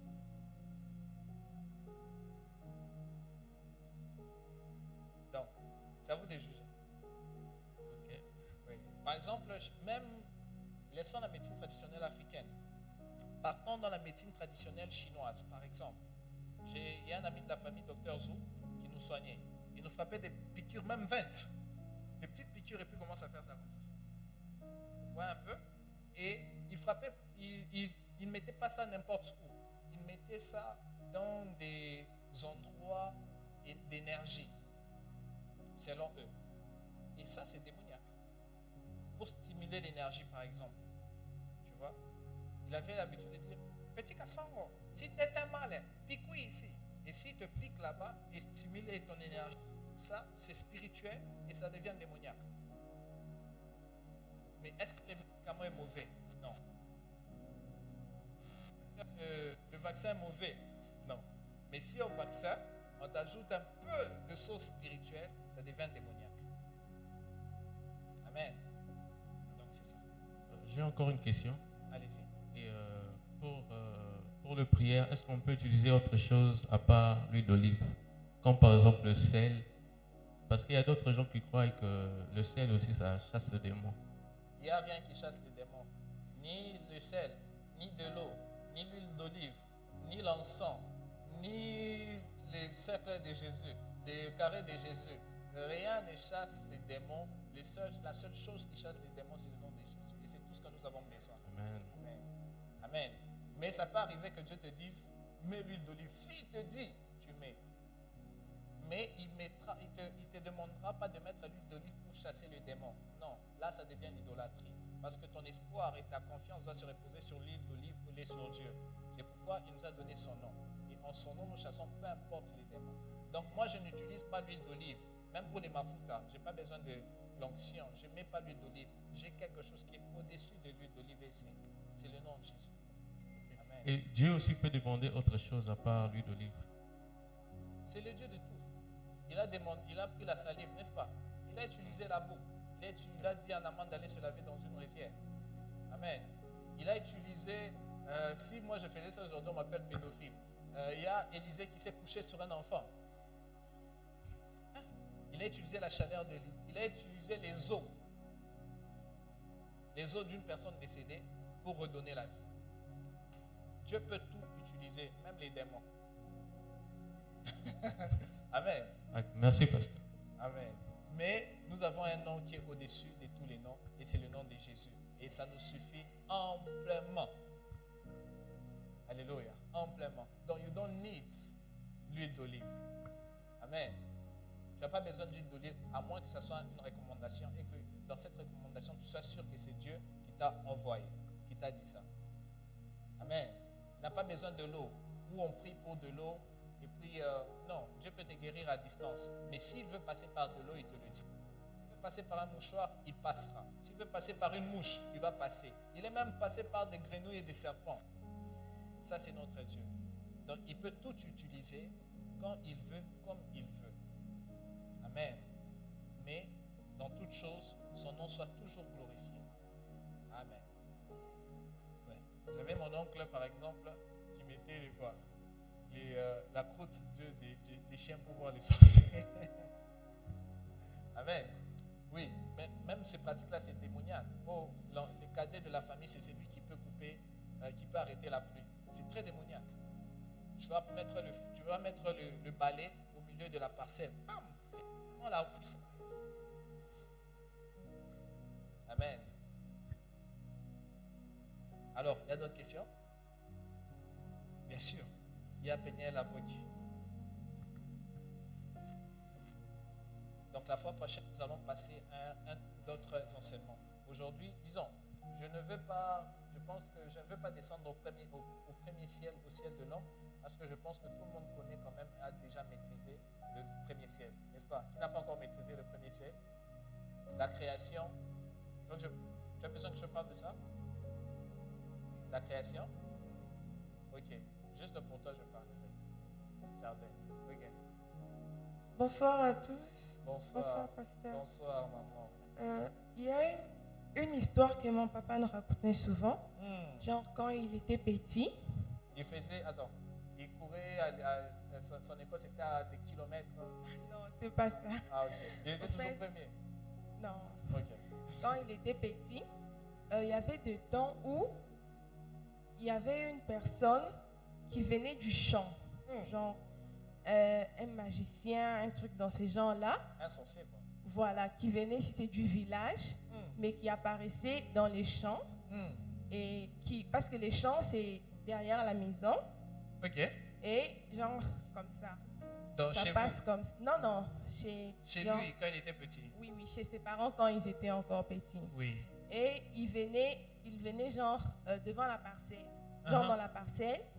Et il venait pour genre faire des incisions aux enfants. C'était mon grand-père qui lui donnait la permission de faire les incisions aux enfants. Et il faisait souvent les incisions à mon papa, à ses frères et ses sœurs.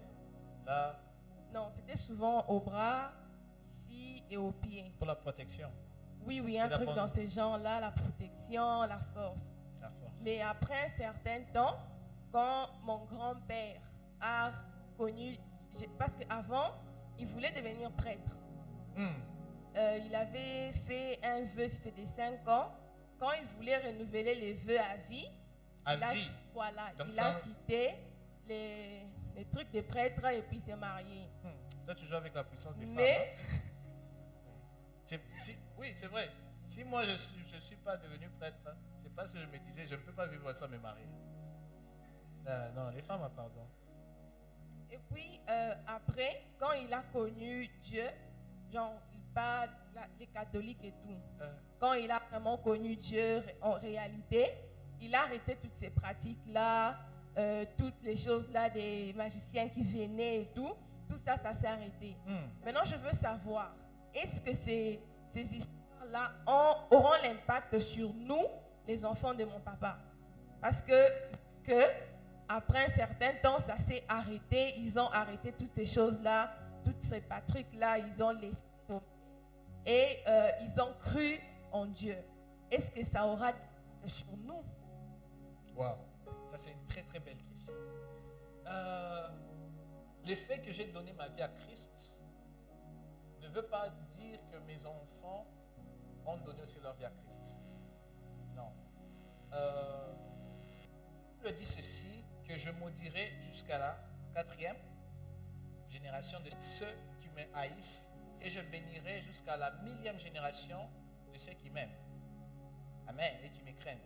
Ça veut dire ceci, c'est que dans la lignée, si dans une lignée malédiction, la malédiction va s'arrêter à la personne qui dira non à cette malédiction. Toute sa génération, des gens qui disent non à cette malédiction, ne souffriront pas de cette malédiction. Mais au cas où ces gens s'arrêtent, ça revient. Amen. Ça revient. Il y a certaines malédictions comme ça. Ça s'arrête, ça s'arrête, ça s'arrête, ça s'arrête. Et s'il y a quelqu'un qui ne craint pas Dieu, cette chose peut rentrer. Cette chose peut rentrer. Amen. Jusqu'à ce que ça rencontre encore une autre personne, ça s'arrête. Alors, pourquoi ça revient souvent et pourquoi pour d'autres cas ça part tout simplement, c'est un problème d'identité. Alors, toi, tu es enfant de Dieu. Il faut casser toute connexion qui te lie, toi et ton grand-père. C'est ça qu'on appelle, il faut casser les liens. Une fois que tu casses ce lien qui peut faire à ce que cette malédiction puisse revenir, cette malédiction s'arrête. Amen. La première des choses, il faut casser les liens. Enfant de Dieu ou pas, il faut casser les liens. Amen. Nous avons des liens que nous ne savons même pas. Des liens des noms, des liens des sangs. Voilà un peu. Par exemple, la sorcellerie, c'est pourquoi j'ai dit, s'il y a quelqu'un qui, si on t'a proposé ça, c'est qu'il y a quelqu'un qui a ça. Parce que la sorcellerie, c'est une affaire de sang. Amen. Alors, quand tu casses la malédiction, cette malédiction, tu l'empêches d'entrer à partir de toi jusqu'à toute ta génération. Voilà pourquoi il faut avoir l'habitude de consacrer tous ceux qui viendront au travers de toi à Christ. Et il faut apprendre à déclarer que les malédictions des ancêtres n'entreront pas dans ta destinée, bien dans la vie de ceux qui viendront après toi. Dans ce cas-là, tu arrêtes, tu stoppes net la malédiction. Ça s'arrête et ça ne reviendra plus. Mais si tu pries seulement pour toi, tu dis voilà, Seigneur, merci, cette malédiction ne me touchera pas. Ça ne va pas te toucher. Ça ne va pas te toucher tes enfants parce qu'ils sont sous ta protection, mais ça peut revenir. Alors, il y a ces deux cas-là. Il y a des malédictions qui reviennent parce qu'on ne connaît pas. Il y a d'autres qui reviennent parce qu'on a tout ça, on n'a pas stoppé. Et dans les cas de malédiction, il faut stopper ça net. Voyez un peu, Jésus-Christ sur la croix a stoppé toutes les malédictions générationnelles. Mais on se retrouve qu'il y a des enfants de Dieu, peut-être qu'ils ne sont pas touchés par la malédiction des papas, mais leurs enfants sont touchés. Pourquoi? Parce qu'ils n'ont pas stoppé net cette malédiction. Donc la malédiction peut sauter une génération et revenir à une autre génération. Elle n'est pas partie, elle peut revenir, mais il y a moyen de stopper ça net et que ça ne puisse plus jamais revenir. Et pour faire cela, il faut premièrement casser la connexion qui est liée entre la relation qu'il y a entre, disons la connexion qui est liée entre ceux qui ont commis ces choses, ça veut dire que les parents, les ancêtres que toi tu n'as pas connus, tu es innocent, innocente, et tu casses le lien. Une fois que le lien est rompu, la malédiction ne peut plus passer. Amen. Ça veut dire qu'il faut barrer la route, il faut casser le point qui vous relie. Une fois que cette malédiction est cassée, ça ne pourra plus revenir. Et il faut savoir, et je répète, qu'à la croix, Jésus-Christ a cassé toutes les malédictions des générations.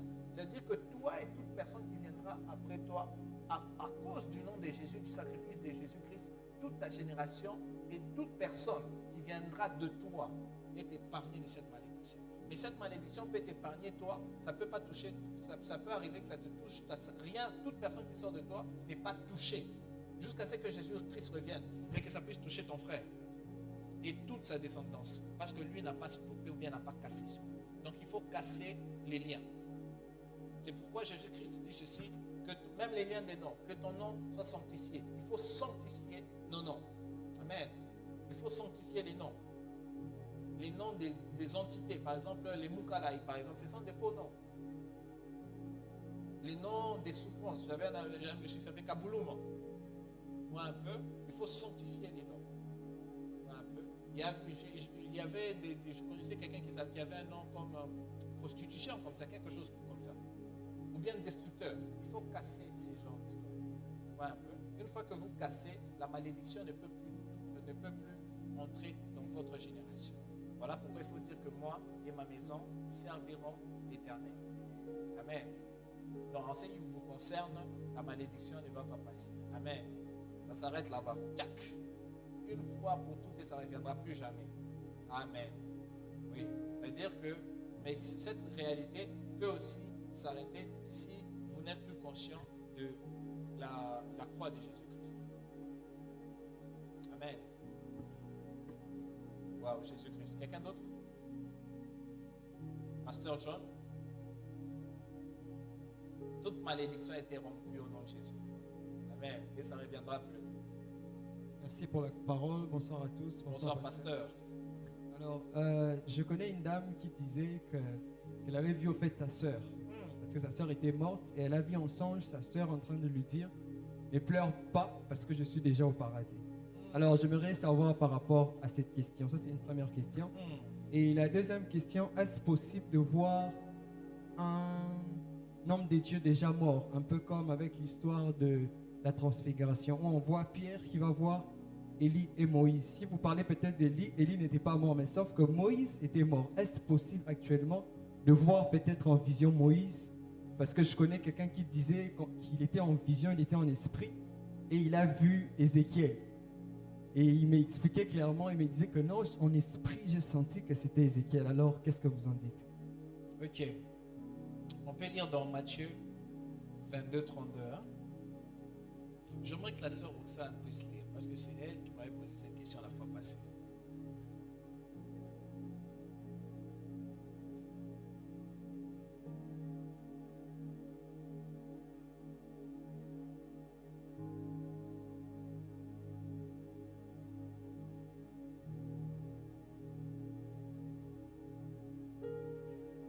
Pardon? Oui? On peut donner le micro? 22, 32.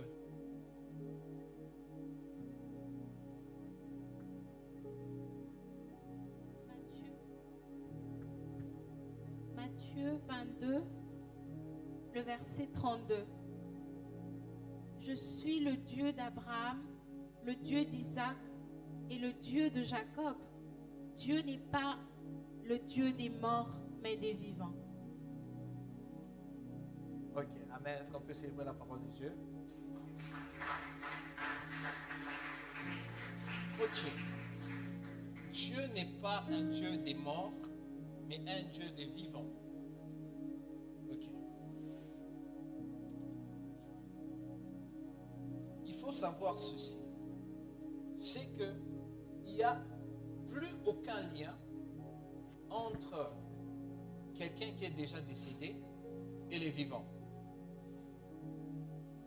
Ça veut dire que quelqu'un qui est décédé n'est plus déjà une personne qui est décédée n'est plus un homme. Amen. Un homme qui est décédé n'est plus un homme. Oui. On est homme dans la chair. Mais une fois qu'on passe l'arme à gauche, on n'est plus des hommes. On devient autre chose. On devient un peu plus qu'un homme. Amen. Jésus-Christ était homme sur la terre. Mais lorsqu'il est ressuscité, Jésus-Christ n'était plus homme. Ce n'était plus un homme. Amen. Il était devenu autre chose. Voilà pourquoi il disait tout le temps, ne me touche pas, ne me fais pas ceci.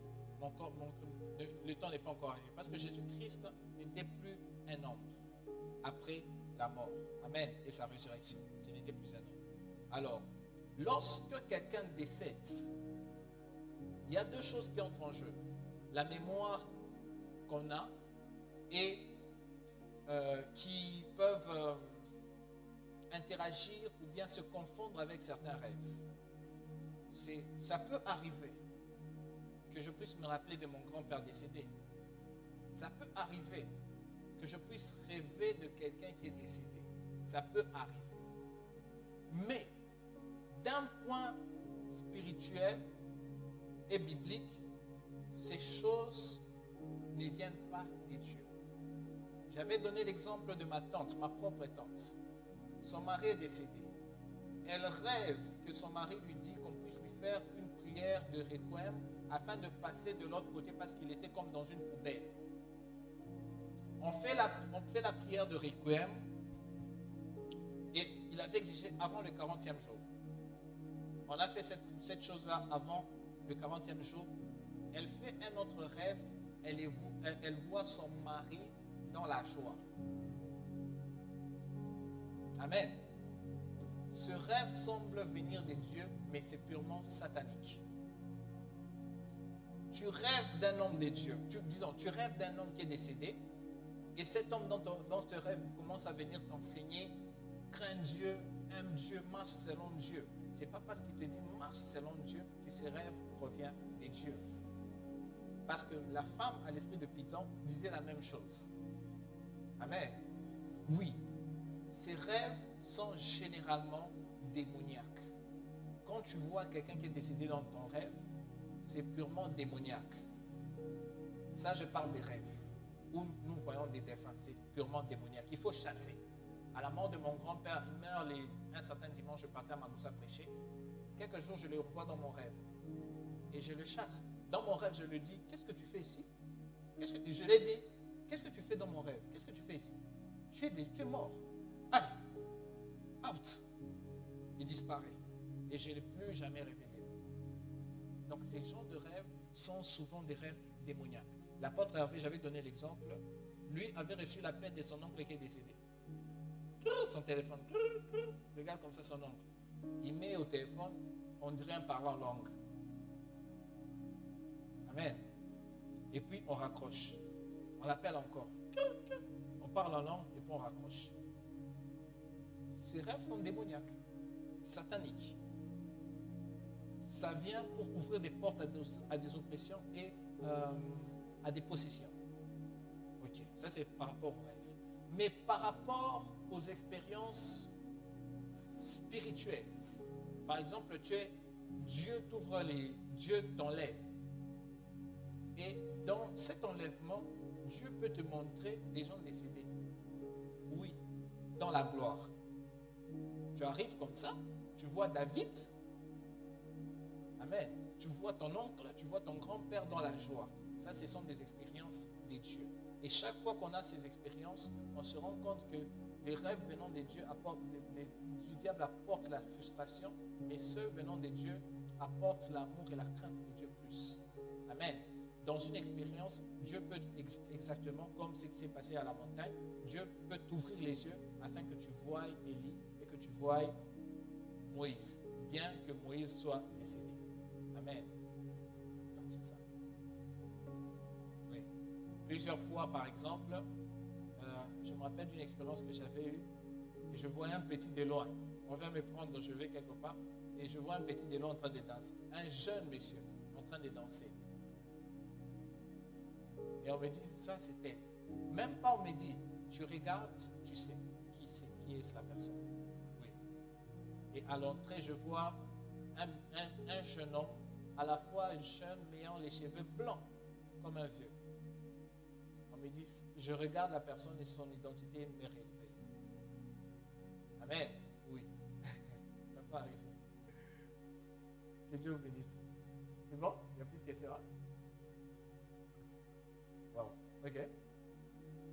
On va prendre deux ou une question et puis on va finir. Merci, pasteur, pour la parole. Ma question est de savoir, pour ceux qui ont reçu leur nom par les principautés, je donne un exemple. Dans certaines tribus, il y a des noms qui sont des noms des principautés. Oui, par exemple? Par exemple, de Kakuji. Ok, attendez, il y a Kakuji ici, là. Il y a Kakuji ici. Kakuji, ça veut dire quoi? Ce sont des principautés du Katanga, ce sont des petits, des dieux en fait. Kakuji. Du Kakuji, Mukalai. Ok. Maintenant, s'ils reçoivent leur nom de principauté, que doivent-ils faire? Ça, c'est ma première question. La deuxième question est de savoir, je connais une famille, le père avait eu une fille avec une femme qui sortait de l'eau, à Skip, parce que à un moment, quand la fille avait atteint un certain âge, la dame lui avait dit, sa mère lui avait dit, je rentre chez moi. Elle était entrée dans l'eau et quelque temps après on a cherché, on ne l'a plus retrouvée. Oui. Et il y a eu des prières qui ont dit que sa mère venait de l'eau. Maintenant, une personne qui tient ses origines d'une mère pratiquement sorcière ou sirène, est-elle une personne qui doit vivre et qui doit continuer à vivre? Elle peut recevoir Christ ou elle est carrément destinée un jour à mourir? C'est bon? Ok. Je vais vous dire ceci. Parmi les hommes, j'aime pas dire certaines histoires parce que c'est pas vraiment clair bibliquement parlant. Dans ce monde-ci, il n'y a pas que les hommes. Tous ceux qui sont nés des femmes ne sont pas nécessairement des hommes. ne sont pas nécessairement des hommes. Bon, je ne vais pas parler de ça. Mais tout ce que je peux vous dire, c'est que avez-vous déjà entendu des gens qui tombent dans le fleuve, on ne les retrouve pas? On cherche, on ne retrouve pas. Une personne est tombée dans la piscine, on cherche, on ne retrouve pas la personne. Ça, c'est un autre niveau. Je ne vais pas parler de ça. C'est juste un flash. Je n'aime pas parler de ces choses parce que ça peut apporter une certaine confusion dans la tête des enfants de Dieu. Et j'aimerais que ces choses restent à huis clos. C'est-à-dire que quand on est à l'enseignement, où je peux parler librement, là il y a les caméras, je ne peux pas dire certaines choses pour ne pas blesser certaines personnes, même ici. Amen. Oui. Mais tous ceux qui naissent des hommes, des femmes, ne sont pas nécessairement des hommes. Tout comme tu rêves, on a entendu des histoires, elle a rêvé, elle a eu un rapport sexuel avec un homme dans le rêve, et puis elle est tombée enceinte. Cette chose est arrivée dans la Bible aussi. Amen. Cette chose est arrivée dans la Bible aussi. À l'époque d'Israël, Jacob, lorsqu'il avait fait un rêve, il voyait les boucs venir. C'était des boucs spirituels, mais qui ont eu des enfants naturels, des petits naturels. Donc il y a beaucoup de réalités que je m'abstiens. Permets-moi que je dise cela, que je m'abstiens de dire ici. Voilà un peu. Mais quand on sera là-bas chez nous, on pourra en discuter librement. Mais ici, je préfère. Pose-moi cette question. Tu avais 2 questions, c'est ça, non? La première est de savoir ceux qui portent les noms de divinité. Ok, ça je peux répondre. L'autre là, on se retrouve là-bas, n'est-ce pas? Ok. Là, je serai quand même libre d'en parler parce que je pense que vous êtes assez mature spirituellement pour comprendre ces choses. Ah, mais si c'était le prophète, je vais faciliter de parler. Mais moi, j'évite très souvent parce que je ne veux pas mettre la confusion. Certaines choses, je garde ça pour moi. Ok. Il y a ceci. Il y a un exemple qui est arrivé dans la Bible, c'est l'exemple de Jésus-Christ, où c'est une entité qui a dit à sa mère et à son père, tu lui donneras tel nom. Et on a vu que le nom que portait Jésus, Yeshua, qui veut dire Dieu qui sauve, Yasha, du salut, Yeshua, Dieu qui sauve. On voit que Jésus-Christ a vécu comme si le nom de Jésus précédait ce qu'il allait faire. Ou en quelque sorte, c'était son identité. Et chaque fois, par exemple, Jacob, avant même qu'il puisse sortir de lorsqu'il est né, on a donné le nom de Jacob. Jacob veut dire usurpateur. On a vu qu'il a usurpé la place de son frère. Il a usurpé les chèvres de son beau-père. Donc c'était quelqu'un qui était un menteur, un usurpateur. Amen. On a vu par exemple, Dieu donne à Abraham le nom de Abraham. On voit qu'il a fait, c'est devenu comme une identité. Moïse veut dire quoi, petit quoi? Quoi? Oui, tiré des eaux. Qui a donné ce nom-là? C'était une Égyptienne. On voit que les noms précédaient ou bien étaient l'identité d'une personne. Ça, c'est dans le cadre de Dieu. Mais dans le cadre maintenant satanique ou démoniaque, on a aussi un autre exemple, c'est Jézabel. Jézabel veut dire Baal et l'époux. Baal et l'époux. C'est ça, Jézabel. Le papa de Jézabel, c'était un grand prêtre sédonien. Il adorait les Baals. Et Jézabel était la femme ou bien l'épouse de Baal. Amen. C'était une entité. Et par rapport au comportement de Baal, on a vu que ça s'est reproduit aussi sur Jézabel. Amen. Oui, les noms peuvent avoir des conséquences graves et néfastes spirituellement et physiquement sur la vie de certaines personnes. Alors, qu'est-ce qu'il faut faire? Puisque c'est difficile de changer, il faut sanctifier le nom. Il faut sanctifier les noms. Je sanctifie le nom, je ne sais pas moi, de Karouchi. Oui. Par exemple, les Mukala, ce sont des statuettes. Hein? Les Mikishi là-bas. Les Mikishi, ce sont des statuettes. Par exemple, il y a, je ne sais pas, ceux qui naissent avec avec le cordon ombilical autour. On leur donne aussi des noms comme des Mukalayo bien. Qui ça? Mujinga. Est-ce qu'il y a des Mujinga ici? Il n'y a pas de Mujinga? Mouj. Oui. Il y en a? Que Dieu vous bénisse, maman. Oui, les Mujinga. Mujinga, ce sont des gens qui sont nés avec des cordons ombilicaux. Mais ces noms peuvent paraître innocents, ça peut avoir des conséquences néfastes dans la vie de l'enfant. Amen. Dans la vie de l'enfant. Il faut sanctifier les noms, ou soit dans certains cas, Dieu décide tout simplement de changer. Amen. Oui. Dans certains cas, Dieu décide tout simplement de changer de nom. En changeant le nom, il change aussi de quoi? Oui. Par exemple, aujourd'hui, je vois des femmes qui s'appellent des Jézabel. Mais dites-moi une femme qui s'appelle Jézabel, si vous connaissez une femme qui s'appelle Jézabel, qui a une bonne vie. C'est toujours une vie de quoi? De prostitution, une vie de sexe, une vie d'argent, une vie de domination. D'ailleurs, ça tombe bien, je suis en train de préparer un autre message sur l'esprit de Jézabel, les signes de l'esprit de Jézabel dans l'église. Amen. Donc oui, on peut sanctifier, on peut changer. Dieu peut te dire de changer, Dieu peut t'appeler un autre nom, ou carrément sanctifier les noms si tu ne peux pas changer sur les documents. Amen. Oui. Et aussi, encore une fois, il faut briser tous les liens. Toi, tu es au-dessus des principautés, c'est-à-dire que ton nom, c'est le nom que Dieu te donne. Amen. Ton nom, ce n'est plus Mujinga par rapport à ce que tu as vécu ou bien par rapport aux identités, mais parce que Dieu peut-être t'appelle comme ça. Amen. Il y a certaines personnes ici, Dieu les appelle Révédi. Amen. Quand Dieu t'appelle, il t'appelle Révédi. D'autres, Dieu est haut, de Castro. Dieu t'appelle mon fils de Castro. Oui. Oui, de Castro. Mignon Michiliste. Dieu t'appelle Mignon Michiliste. Amen. Mais il y a d'autres personnes qui ont des noms bizarres. Dieu peut-être les appelle, au lieu de t'appeler Josué, il t'appelle Moïse. Vous voyez un peu? Oui. Il y a d'autres personnes, Dieu appelle vraiment Katumbi. Ou bien Chichi. Oui, Dieu t'appelle Chichi.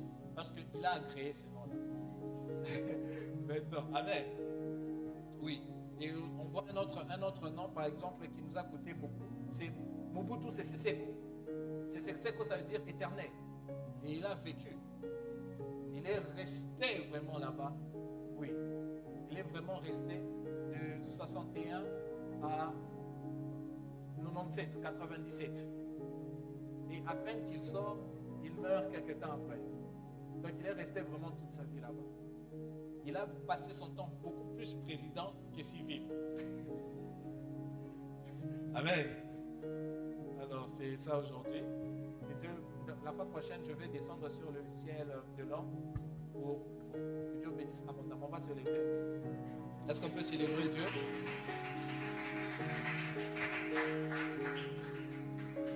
Si on a cité vos noms, il ne faut pas vous fâcher.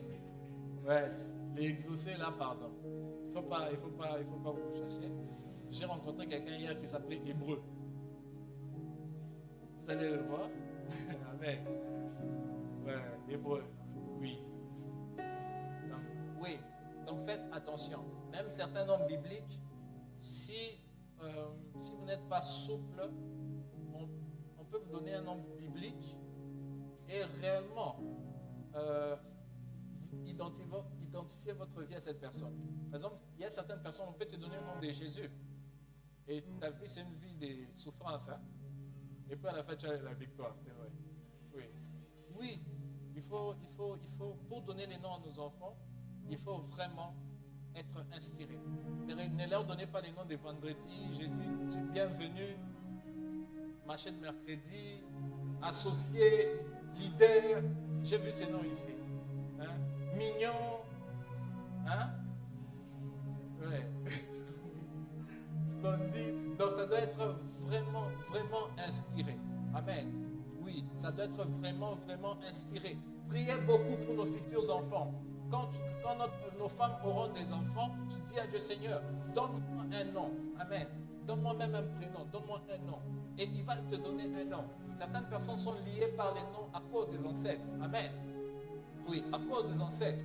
À cause de ce qu'ils avaient fait. À cause de ce qu'ils avaient fait, tu te retrouves aujourd'hui en train de payer. Amen. Oui, parfois il faut te poser la question, papa, mon nom veut dire quoi? Amen. Oui, évitez de donner des noms. Est-ce qu'on peut arranger? Évitez de donner les noms. Est-ce qu'on peut arranger, s'il vous plaît? Évitez de donner les noms parce que c'est le patron qui t'a donné la promotion bien pour recevoir la promotion. Non, tu vas aller donner le nom à l'enfant, à ton fils, parce que toi tu as eu la promotion et tu vas donner un nom indien, comme mon cousin qui s'appelle Sanjel. On va lui donner un nom comme ça. Amen. Sans connaître la signification. C'est peut-être une adoration pour une divinité, je ne sais pas moi, Vishnu, je ne sais pas moi quelle divinité. Tu vas donner le nom à l'enfant et l'enfant se retrouve avec des problèmes. Alléluia. Alléluia. Tu vois, tu as un enfant qui est bien là, mais ne réussit jamais. Quoi? Le nom que tu l'as donné, c'est trop lourd. Hein? Alléluia. Tu vas donner le nom à l'enfant Moïse. Amen. Il va porter ta famille là jusqu'à l'extérieur. Amen. Donc il faut être souple quand vous donnez les noms. Même si ce sont des noms de la Bible. Amen. Même si ce sont des noms de la Bible. Même si ce sont des noms de la Bible. Tu as donné à ton enfant les noms de Jérémie, il commence à pleurer comme donc il se plaint de tout. Amen. Alléluia. Donc il faut être très très souple. Alors on va prier. On va prier aujourd'hui. C'était la fin du monde spirituel. On a vu le combat. La fois passée, il y avait des délivrances ici. Il y avait des sœurs qui avaient vécu des délivrances. Il y avait des frères qui ont été délivrés ici. Je prie à ce que ce soit aussi le cas pour toi ce soir. Je prie à ce que Dieu puisse te délivrer de tous les chaînes de l'ennemi. Je prie à ce que tu puisses entrer en possession de ton héritage. L'héritage qui a été donné à la croix de Golgotha. Il faut te saisir de cette opportunité. Il faut te saisir de cet héritage que Dieu t'a donné à la croix. Cet héritage, c'est la liberté, c'est la délivrance, la domination, l'autorité sur tout le camp de l'ennemi, sur tout le pouvoir de l'ennemi. Cet héritage, c'est le pouvoir de marcher sur le scorpion, sur la puissance de l'ennemi, c'est le pouvoir de dominer les airs, de dominer les éléments, de dominer l'eau, de dominer la terre, de dominer tout ce que Dieu a mis en notre possession. Parce que c'est ce que Dieu attend de ses enfants, que nous rentrons en possession de la terre, en possession du ciel, en possession de l'air, en possession de l'endroit où nous dessinons, de nos appartements. Nous entrons en possession et en possession complètement. Nous ne laissons plus un nom nous tenir, nous mettre des bâtons. Nous brisons les malédictions des familles, les malédictions générationnelles, les malédictions des parents, les malédictions des ancêtres. Nous sommes complètement innocents, innocentés par le sang de Jésus, innocentés par le sang de Jésus, innocentés par le sacrifice de Jésus. Voici, toute chose est devenue nouvelle au nom de Jésus. Les choses sont en train de se renouveler dans nos vies. J'aimerais que tu pries comme quelqu'un qui est vraiment fâché contre notre camp ennemi. Ça c'est le temps de Dieu.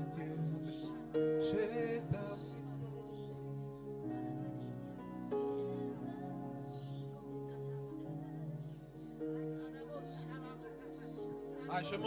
j'aimerais que tu pries. Il y a certaines personnes, vous devez vous libérer contre les malédictions de stérilité.